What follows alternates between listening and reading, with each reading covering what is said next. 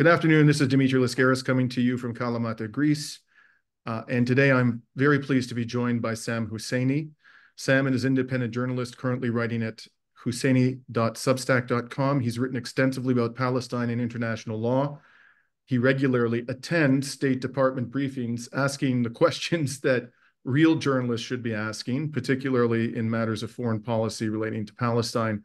And he's a senior analyst at the Institute for Public Accuracy and a founder of an organization called votepact.org, which encourages left-right cooperation to undermine the establishment duopoly. Thank you so much for joining me today, Sam.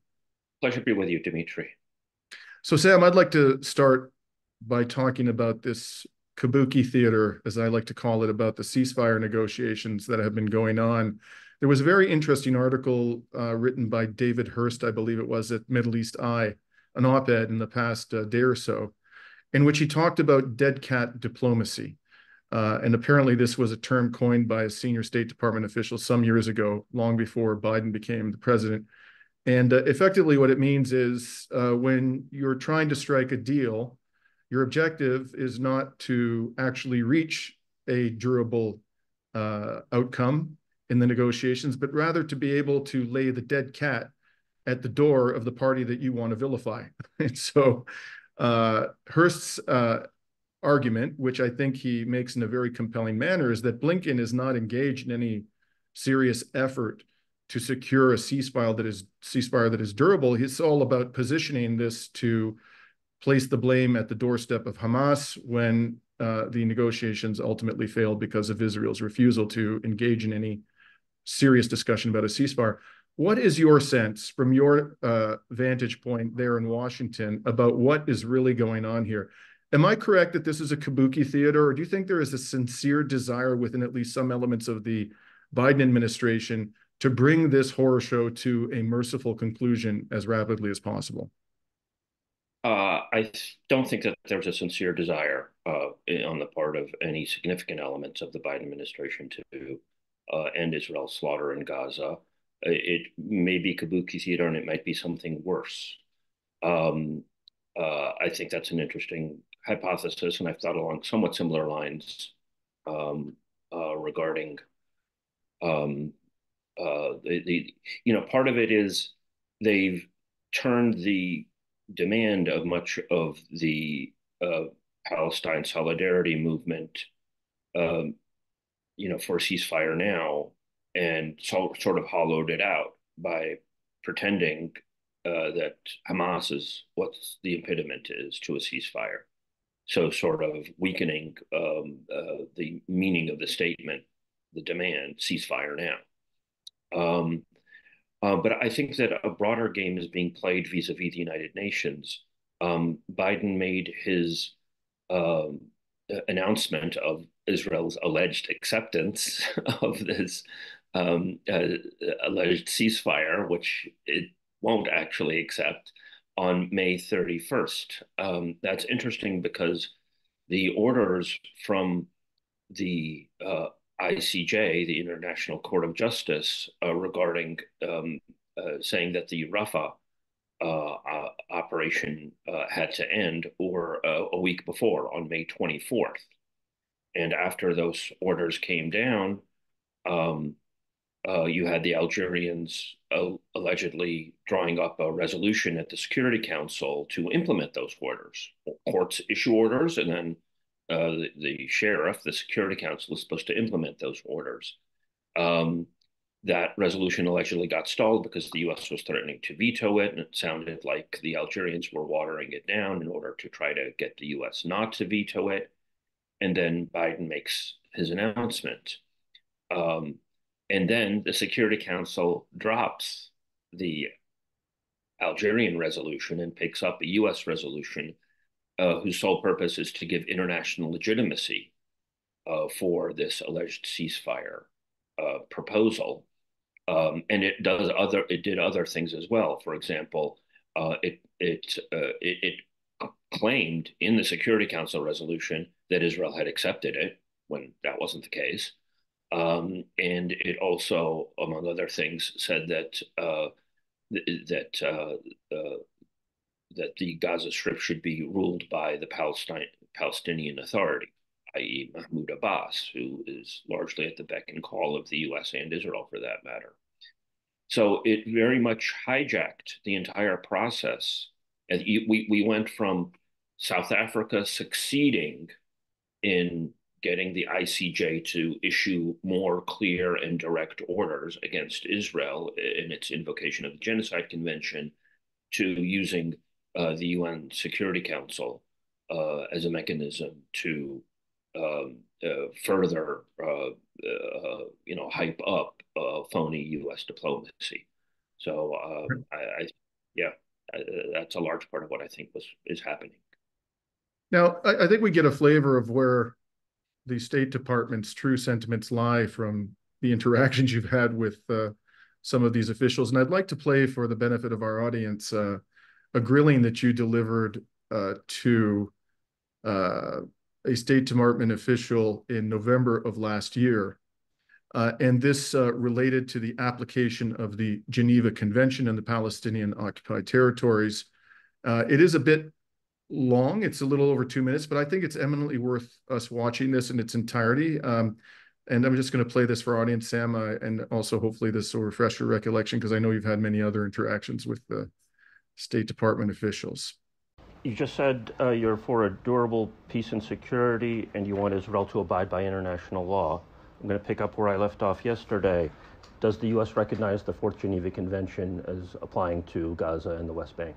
Sam, I'm not going to get into the specifics of the legal aspects of this. I would have to double check for you. But what I will just say is that we have. I don't want to take up a lot of time if we're going to just repeat. No. I mean, I'd like to move on if we're if you're just going to repeat. It has been long-standing U.S. policy that the Fourth Geneva Convention does apply. Indeed, if the Fourth Geneva Convention doesn't apply, it's not clear to me what legal constraints there are on Israel. The Hansel Memo was issued by Cyrus Vance when he was Secretary of State. That was U.S. policy. That's been U.S. policy. Pompeo seems to have said, we're not going to abide by this.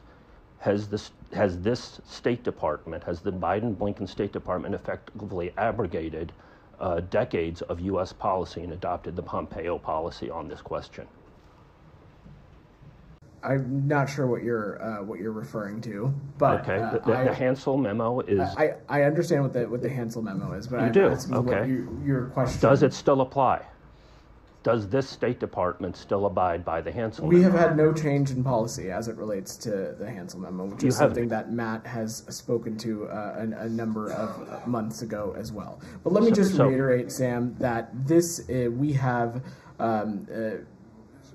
From the forefront of this conflict, we have talked about very clearly the need for ensuring that this military operation is conducted in accordance with international law. That's something we continue to talk about. You won't say that you abide by that today. But which law? Which law? The Fourth Geneva Convention or not? Go ahead, Alex. Which law? It's a free fire zone if you're not going to abide by the Fourth Geneva Convention. Which law? You're creating the legal construct. Sam, we've taken two. If you're going to interrupt your colleagues, I'm going to ask you to leave. No, I'm interrupting you. The rest of the room has questions that they would like to get to. I'm sure they do, I've taken your question every day of this week. Thank you. Alex, please go ahead. I just haven't gotten an answer. Please go ahead. Now, I just found that exchange remarkable in so many ways, partly because I'm a lawyer. I found it most interesting that he said, when you asked the question initially, I'm going to have to go check. One would think that the State Department official, especially in November of last year, would know that would be information at the tip of his fingers. And then, when you asked about the hands, sorry, go ahead. I'm sure it was at the tip of his fingers. He just doesn't want to say. Yeah. And then you asked about the Hansel Memo, where he said, I don't understand what you're talking about. And then he admitted that he actually knew what the Hansel Memo was. It was just the most remarkable, pathetic exchange. Why don't you just, first of all, take a moment before I delve into this a little further, Sam, and for the benefit of those who are listening to us who are not lawyers, what is the Fourth Geneva Convention? Why is it important, this question about whether or not it applies in the West Bank and Gaza? Because it's the rubric of international law for an occupied territory. It's what constrains an occupying power from doing population shifts in an occupied territory, from slaughtering the population. From it was, put in place in the aftermath of World War II, when Germany occupied large chunks of Europe, and that they wanted to say, even if you occupy territory, you can't do anything and everything that you want to do. It's long been, particular focus in terms of so-called settlement building, of Israel transferring its population into occupied Palestinian territory, but it also has to do with the treatment of the civilian population. It also has to do with the right of resistance of the population and the so-called right of defense that people still claim. I can get into that a little bit more, so the crux of it is, and I've had a couple of exchanges since then. The crux of it is that the U.S. government, that Israel, as well as the U.S. government, do not recognize that the Fourth Geneva Convention applies to the Palestinians. That was, in fact, my very next question. What clarification have you received now? When you say that they do not recognize, have they now explicitly come out and stated that they deny that the Fourth Geneva Convention applies in Gaza and the West Bank? Not quite, but it's clear that that's their position. They have to obscure it because it's such a politically unpalatable thing to say we don't recognize the Geneva Convention. So, for example, my other exchanges on this have been, I think the only time that the main spokesperson, Miller, called on me this year, I think it was in March, since October. He hadn't called on me in October. This deputy spokesperson has called on me maybe half a dozen times. And I asked Miller, does the State Department recognize the Fourth Geneva Convention? And this was after there was some mention in the press indicating that they had shifted their position to a more reasonable one. And he quickly said, of course we recognize the Geneva Convention, and then shifted gear. And for a split second, I bought it. For a split second, I was hopeful that in light of international pressure, that the Biden administration had backed off from that position. I tried to follow up on that the next day. He didn't call on me. I went up to him after the briefing and I said, so did you mean to say that it applies with respect to Gaza and Palestinian territories? And he said, I meant exactly what I said. And I said, but you didn't say that it applied to Palestinians. And he said, I meant exactly what I said. And then he zipped his lips, indicating that he didn't want to say anything further about it. And then I had a couple of other exchanges. Matt Lee of the AP followed up with some questioning, and they're continuing to be evasive. And then they finally issued a statement along the lines of, we believe that all parties should respect the principles of the Geneva Conventions. That's a hollow statement. That's not saying that we recognize the application of the Geneva Conventions. Right. In addition, the Swiss were saying in December, there was some indication that they would have a conference on the application of the Geneva Conventions. And there was a report in Huffington Post that the US had succeeded in scuttling that. So that's a pressure point on the Swiss. The Swiss should undergo a massive global pressure to have, because they're sort of the guardians of the Geneva Conventions, to have such a conference. So this sort of exchange led me to a potential solution for how other nations who might do the right thing should move. Mm-hmm. So just to wrap this up, so part of, if you talk to legal scholars, and I don't know, you might have done work on this, Dimitri, part of it is that you can't, an occupying power has no legal right of self-defense. It has a right to maintain order and to punish criminal activity and so on, but legally under Article 51 of the UN Charter, it has no right of self-defense. So in a way, I think that it's a bit of insider speak when the Biden administration and other people say Israel has a right to self-defense. What they're actually saying is the Fourth Geneva Convention don't apply here, because they're assigning a right that contradicts contradicts that legal framework. And they're setting up a legal construct of a free fire zone. The fact that Israel is able to just go in there and mow civilians down is largely because of the legal underpinning that the U.S. will not recognize the Geneva Conventions in this context. Interestingly, Sam, the situation in Canada is theoretically different, but in practice, precisely the same. When I'm not a journalist, I'm a lawyer, and I represented a member of the Jewish Canadian community who filed a complaint in the Federal Court of Canada about wines being produced in Israel's illegal settlements sold in Canada with product of Israel labels. And we alleged that these labels were violations of Canada's consumer protection laws and laws on accurate labeling. And when we went before the Federal Court of Canada, the judge presiding over our case was a former chair of the Canadian Human Rights Tribunal. We showed her the statement from the Global Affairs Canada website, which said that Canada does not recognize Israeli sovereignty over the West Bank and Gaza, and its position is that the settlements therein violate the Fourth Geneva Convention. And yet the government resisted us all the way to the Federal Court of Appeal on the question of whether these wines being sold in Canada, they didn't deny they were produced in West Bank settlements. They acknowledged that. But they fought us all the way to the Federal Court of Appeal on the question of whether or not they could be labeled as product of Israel. So even though theoretically Canada and other Western governments, particularly in Europe, explicitly recognize the applicability of the Geneva Convention, in practice, they act as if there's no application whatsoever. And now we're seeing the really quite horrifying implications of this for the people living under occupation.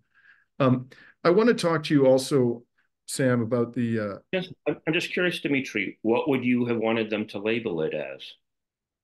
Occupied territory. Well, first of all, we would not want them to be sold in Canada at all. We didn't take that position in the litigation. We did say to the judge that that was our view, but we didn't ask for that relief because we thought that was going to be a bridge too far for the judge.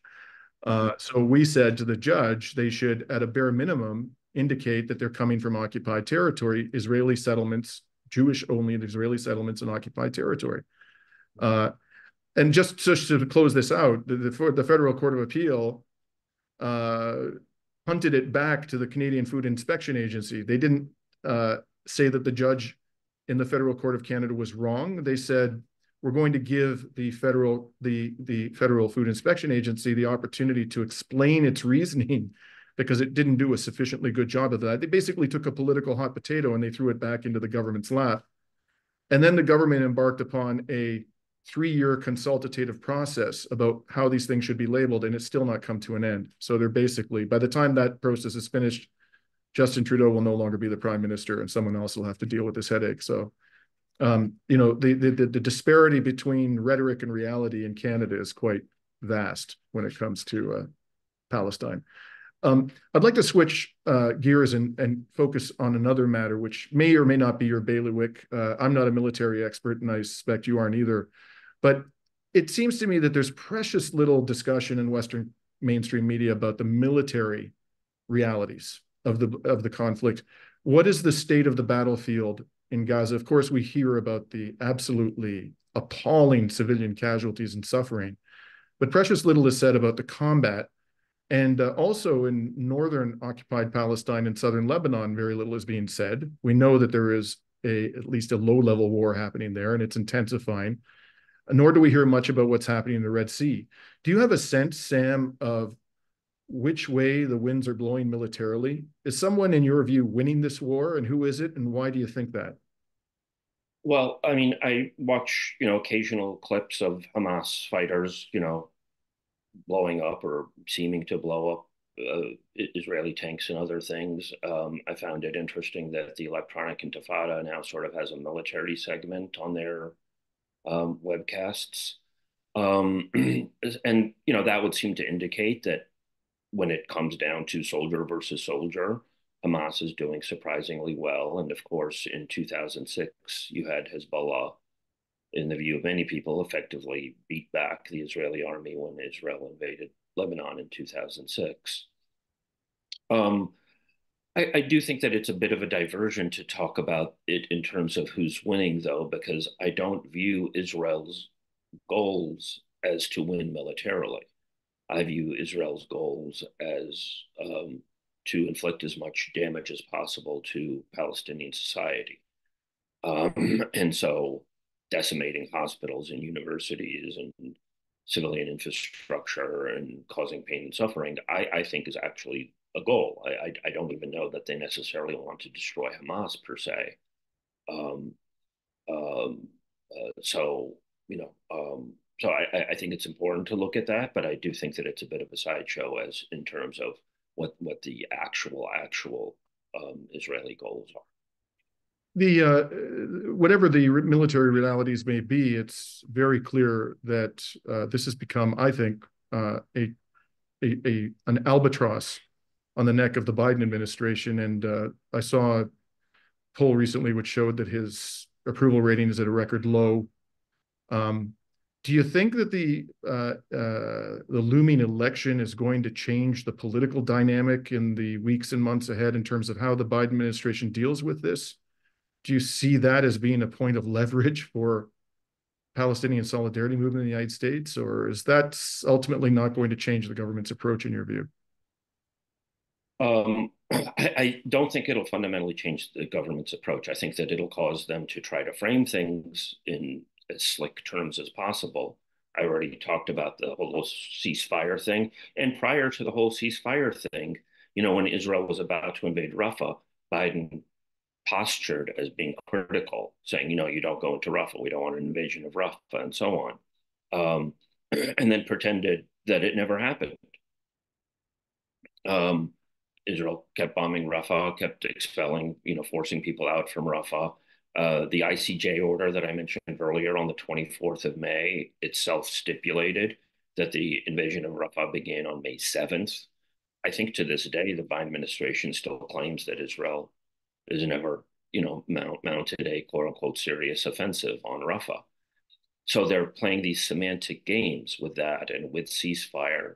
And part of the effect of that is to appear to the general public to not be enabling Israel's slaughter while still doing so.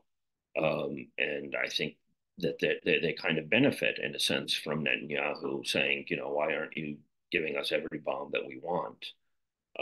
That they're allegedly holding back on some of the larger munitions. So that, you know, that there's what we used to call, you know, a triangulation going on here, where they appear to have one position for public consumption, but the, you know, core elements of actual policy are still very much enabling Israel.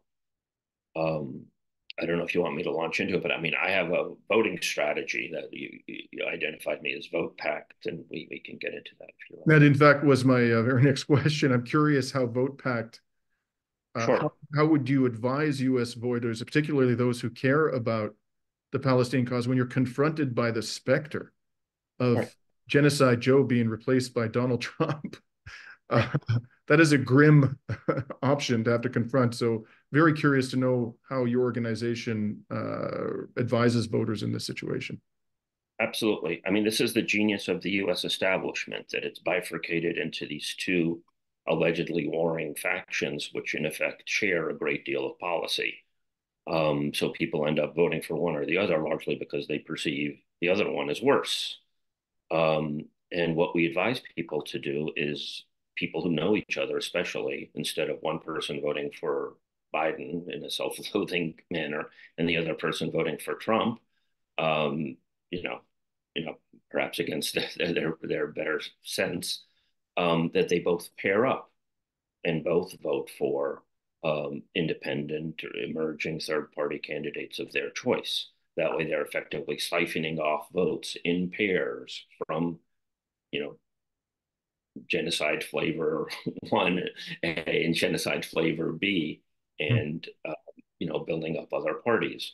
The would-be Trump voter could vote for the Green Party, or if there's a socialist party in a given state, or and the would-be Trump voter could vote for the Libertarian Party, or such.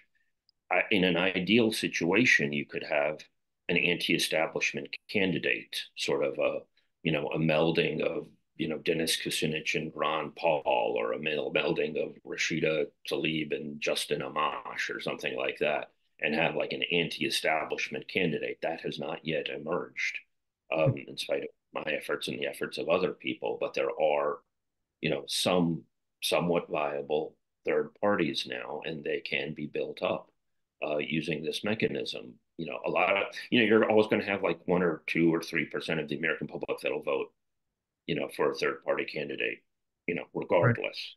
Right. But most people don't have the courage and don't even think about it, because they perceive voting as a, pick, Coke or Pepsi kind of thing. And what VotePact does is allow people to break out of the system. And it also fosters left-right dialogue, so that, instead of, would-be Trump, would-be Biden voter viewing a would-be Trump voter as their antagonist, they're still disagreeing on a lot of things, but they're actually cooperating. They're actually working together to weaken the establishment duopoly. And just for the benefit of our viewers, that the website is votepact.org. Is that correct? That's correct. Okay. In terms of the current lay of the land politically, I'm curious. I mean, you do have an option on the right, as I understand it, if you're looking for people who want to see Israel held accountable for its crimes and this genocide brought to an end. And that would be the Libertarian Party. And on the left, you have, of course, Jill Stein in terms of defense of Palestinian solidarity. She's been consistently principled in this regard throughout her entire political career. Do you see either of them as potentially having some kind of a breakthrough in this election? I don't anticipate that they're going to become, either of their candidates will become the next president of the United States, but do you think there's an opportunity here for one or both of those parties to achieve a historically positive result in this election? I think it's, the odds are tremendous, but I think that there is a possibility. I think that there is a huge hunger in the U.S. public for a meaningful break from the establishment. And they've been in this trap where they voted people into office who a large part of the public perceived as breaking with the establishment. Obama was in large part perceived as a break with the establishment. He wasn't. Trump was perceived and marketed himself as he's going to drain the swamp, blah, blah, blah. Marketed himself as a break with the establishment. So the American public has sort of been flailing around for years, for decades. Ross Perot, got, over 50% in the polls for a brief period before he sort of self-immolated. I shouldn't say self-immolated. before he, just sidetracked his entire campaign. Because the American public for decades has sensed that it is in this trap between the Democratic and Republican establishments, that they make their deals behind closed doors and they market themselves to trigger the US public on different issues, cultural issues largely, in order to keep them boxed in to one party or the other. So if you could have a third party candidate present themselves as a serious candidate, as someone who's going to break with the establishment, as will deliver peace and prosperity, that rupture could happen. It could conceivably. I don't think it's terribly likely, but I think it's worth people trying. The Green Party and perhaps even the Libertarian Party could be the vehicle for that in this election. I would have certainly wanted there to be I would have wanted there to be a unified thing from the Green Party and the Libertarian Party. They could have said, we disagree on some stuff, but here are 20 points that we agree on. No war, no Wall Street bailouts, civil liberties, and big tech, and corporate trade deals, and so on. There's a whole litany of things. It's not a one-off thing. It's not just the Israeli genocide that they're against mutually. And said, and this will be our program. And we have other disagreements, but we're going to run together and and we're coming before the American public to run on this platform. Mm-hmm. So you're not voting for a personality or a brand. You're actually voting for what will actually happen over the next 4 years. We're not there, but I think that kind of stance, that kind of thinking is there. And I mean, it's still unclear to me what's going to happen with the debates. But if something like Vote Pact were to take off, and then you would see more and more support for those two parties, and if one of them were to get on the debate stage, then the aura of inevitability that keeps in place the two-party system could shatter, and then you could have a genuine breakthrough. And I sense, and I've written too much about him, but Robert Kennedy Jr., I think, is basically a ploy by the establishment to prevent the emergence of an anti-establishment center. I think that's entirely plausible. Of course, there's a tremendous amount of frustration in Europe as well with the establishment parties, and that appears to have resulted in the recent elections for the European Parliament in historically favorable results for parties that are often characterized in the mainstream discourse as being far right. Whether one agrees or not with that characterization, I mean, when I hear that, I say, well, we're already in the West largely governed by the far right. So that's the problem that I have with that characterization. But certainly these parties do seem to lean to the right. So the AfD in Germany, very much to the right, I should say. Marine Le Pen's party, the Front National in France. Giorgia Meloni has already won. She was characterized by the mainstream as far right. So people who have this frustration in Europe seem to be gravitating overwhelmingly to parties that are much more on the right of the political spectrum than the left. Why do you think this is happening? And do you think we're going to see a similar trend in the United States in the months and years ahead? I don't pay as much attention to European politics as I'd like. I'd be interested in your read. My sense is that part of the problem is that the Green Party, especially in Germany, was highly compromised in terms of their critique of foreign policy. Diana Johnstone and Jean, good God, I'm blanking on his last name, Bruckman, I think. The other Green Party person is, I think you're referring to Robert Habeck, who's the finance minister. No, I was referring to a pair of writers who I'm familiar with who have been critiquing the Green Party, and other leftists, sort of seeming to come to the conclusion that their lack of courage in articulating a break with the establishment has undermined their capacities. Has been a bad thing in and of itself, obviously, but has also undermined their capacities to actually score electoral victories. Yeah, and thus opening the door for the right wing. But I don't know what the mechanisms for that are. I'd be interested in your views of that. Well, I think that there's a sense of betrayal, a very profound sense of betrayal. I mean, here in Greece, for example, after 5 years of punishing austerity imposed upon Greece by the ECB, the IMF, and the European Commission, in 2015, Greeks, for the first time, voted in a party of the radical left, which is called Syriza. And over the course of the next 6 months, after various forms of coercion and economic blackmail were applied, they imposed upon Greeks an even more punishing austerity program than their conservative predecessors had done.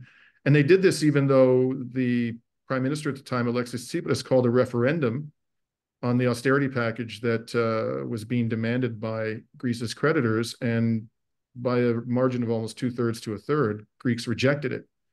And he simply disregarded the referendum. I think this kind of betrayal, and certainly, Annalena Baerbock. I remember it. And you had, what's his name, the economic minister, Varoufakis. He ended up leaving. He won effectively 2/3, and he ended up leaving. It was insane. Within 24 hours of the referendum, because it became apparent to him, based upon his discussions with the prime minister, that the prime minister was going to just flush the result of the referendum down the toilet. So in the left has been so badly. I don't understand. I mean, I don't know. Maybe I'm too much of a, what the heck? I mean, well, I never understood why he didn't fight that for whatever that's worth, to say this referendum happened. You leave. I'm not going to leave. You leave. We've been asking that question ever since, Sam. Right, okay. Whatever his motivation may have been, it was a betrayal. And right. So I guess European voters are now going to give somebody else a kick at the can, and those people may end up even being worse. We'll have to see. I wondered at the time, Dimitri, if Israel was a factor in how that left-wing party came down, because they seem to have a foggy stance on Israel, and I was wondering if that was a factor in how compromised they seem. Was it, in your view, or? I think that the overwhelming, well, it's the whole question of the Greek government and Israel has become quite a troubling one. So where I'm sitting right now, Sam, I can see the Kalamata airport, and because I'm up on a mountain outside of Kalamata, and that Kalamata airport is both a civilian and a military facility. And there is an Elbit Systems training center at the military facility. And when I recently, this is a true story, when I recently came back from my trip to Palestine in March, when I was in the refugee camps in Jenin and Tulkarm, reporting on the atrocities there, I was sitting in this kitchen right where I'm sitting right now, working on my laptop, and I heard a noise outside my balcony. And I recognized, for a while, I just tried to ignore it and continue working on my laptop. And then I realized that I had heard that same noise in South Lebanon and the refugee camps. And I went out on this balcony, which is 3 yards in front of me, and I went outside, and there was a drone circling over my home. And it looked very much like one of the Hermes drones that Elbit produces. So the Greek government here has gone all in on its, I don't know if we can call it an alliance with Israel, but they're certainly extremely friendly. One other tidbit I'll give you is that recently because I have a bad internet connection up here, I started looking for an apartment down in Kalamata. And when I went to check out the real estate listings, I saw a number of them were in Greek and Hebrew. And then when I asked the real estate agent why that was the case, he said that many Israelis are buying property in the south of Greece. So we're very, very compromised here in Greece in terms of our position on this issue. Not at the grassroots level. I think there's a tremendous amount of sympathy for the Palestinian people at the grassroots level, but the government for many years has not reflected the will of the Greek people, and that's. I know that Palestine Action has done actions on Elbit Systems and others in the UK with great success or substantial success, and some in the United States. Is there any activity going on in Greece yet? There have been a number of protests. There was a protest on Nakba Day that where thousands tried to approach the Israeli consulate. They were beaten back by tear gas and truncheons. And then a few weeks later, the Greek government deported several of the protesters, even though they were European nationals. Yeah, but I meant in terms of Elbit Systems. Oh, yes, there are actions both past and being planned, which I'm not going to get into the details of that, but the civil society here is very aware of that training facility and are very unhappy about it. One thing that I should note is that just recently they announced who the new UN Security Council members would be. And it's remarkable how pro-US that list is. It's Greece, Denmark, of course, who, both of whom, even by NATO standards, have been very pro-Israel, and Panama, probably the most pro-Israel country in Latin America, and Pakistan, in the aftermath of the ouster of Imran Khan. So it really shows you the degree to which the United States manipulates. It's hard not to believe that the US and possibly the UK were behind the scenes in ensuring that list. And I mean, I'm left to wonder where the heck everybody else is. Why isn't anybody else organizing to ensure that some of the most strongest countries aren't on the Security Council? Why isn't, Colombia and, Brazil. Brazil, perhaps? I mean, I've been urging, actually, I don't know how much I'm supposed to talk about this, but I went to New York and I met with several delegations at the UN missions, and I was very much urging the Brazils to implement what's called Uniting for Peace, which is a mechanism whereby the General Assembly basically takes control when the Security Council refuses or is unable, because of, in the case of the U.S. veto, to maintain international peace and security, that the General Assembly basically take control of the situation and can do things like implement sanctions, implement an arms embargo, suspend Israel from the General Assembly,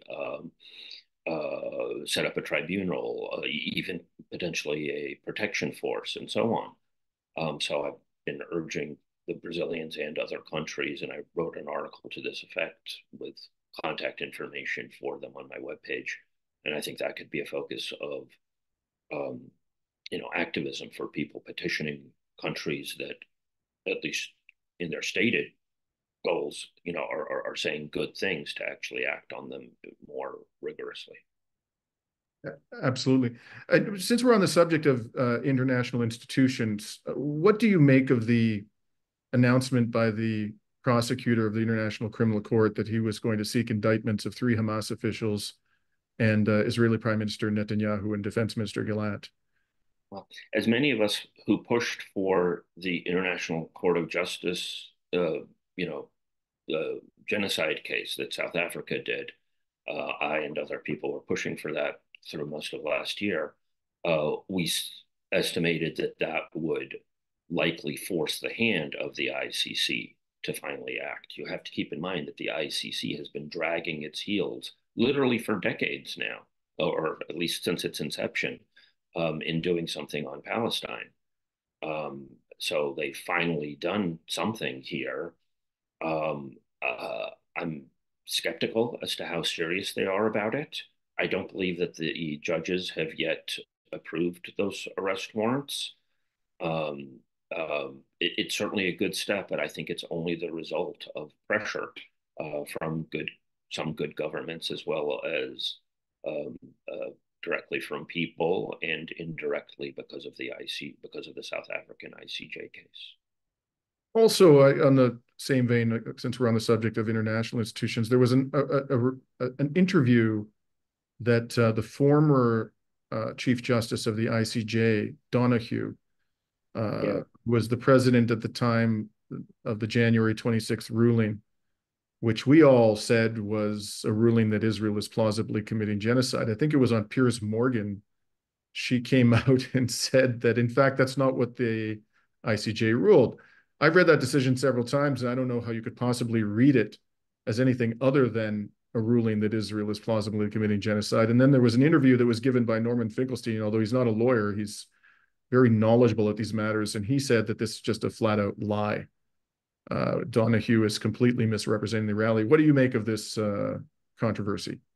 Well, it was, Francis Boyle, who represented Bosnia in its genocide case, and who was the main advocate for a country invoking the Genocide Convention against Israel. His reading of it was that Donoghue was basically trying to get back into the good graces of mainstream imperial legal discourse and various institutions, which are largely Zionist in the United States, and that's why she made that statement. It was just simply a way to just say, don't take it out on me, kind of thing. Right. We saw something similar with Richard Goldstone, the former South African judge who issued a damning report about one of Israel's brutal assaults on Gaza and then retracted it after he had fulfilled his mandate. In any event, I'm going to ask you to do something. It's unfair for me to close the interview in this way, but I can't resist, Sam, and that is I'm going to ask you to pull out your crystal ball. What is going to happen in this? When is this Howard Shore going to, how is it going to, let's forget about when. How do you think it is most likely to come to an end? Because at some point, the killing will stop. All wars come to an end, all atrocities eventually are completed or stopped before their consummation. How do you see this coming to an end in the most plausible scenario? I don't know that I can answer that directly. I can sort of at least indicate two paths. Um, if if activism and scrutinizing thinking fails, then Israel will find a way to succeed in ethnically cleansing Palestinians. Either they will force Egypt to budge, um, or they'll find some other way of expelling the Palestinians in Gaza. That's one possibility. It could escalate, vis-a-vis further on Lebanon and Iran. Although I I do sense at times that that's sort of put out there as a possibility just to make the daily horror that we're seeing before us seem more palatable. That, oh, okay, we're not going to have a wider war. Oh, it's only a genocide, so that's okay. Um, I think that there's a great deal of manipulation going on, and in terms of you know manipulating the public mind, um, and I view both Biden and Trump as disasters. I mean, it wouldn't shock me if Trump got in there, if he wouldn't say, yeah, we'll take the West Bank too while you're at it. And there's sort of a whole system of everybody who objects to what Israel is doing themselves becomes a target. So if there are protests in in some place in the West Bank, for example, that becomes a target. If there are protests inside Israel, then there's even a further clamping down among Palestinian citizens of Israel, and applying that globally. Or all of those forces and other forces globally can actually constrain this. If you have countries around the world uniting for peace to the maximalist. And I should say that there's historical parallel to this. In 1956, you had Israel, Britain, and France invade Egypt and take Gaza, by the way. And the odd couple of the US and USSR used uniting for peace at the UN to turn it back, because you were faced with a British and French veto at the UN. So you have a precedent for that, for trying to use international mechanisms to their maximum capacity, and sort of this convergence of protest and international institutions working for an end. So I guess I'm a little copping out on your question well, there. But my question wasn't particularly fair, as I indicated, but I'm glad that you were willing to venture that far. And I really appreciate it, Sam, and really enjoyed our discussion, and I hope we'll have an opportunity to talk again in the future. Pleasure, Dimitri. Thank you. And this is Dimitri Lascaris coming from Kalamata, Greece.